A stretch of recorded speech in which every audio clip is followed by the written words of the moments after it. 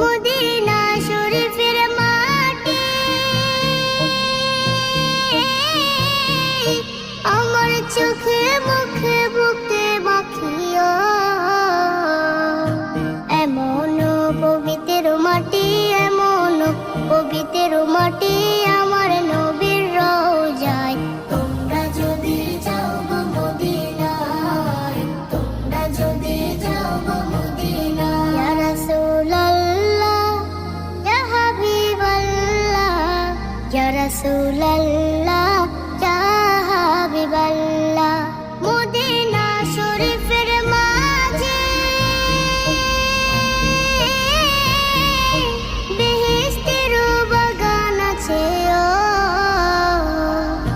সেই বাগানে শুয়ে আছেন, সেই বাগানে শুয়ে আছেন প্যারা নবী মুস্তাফা।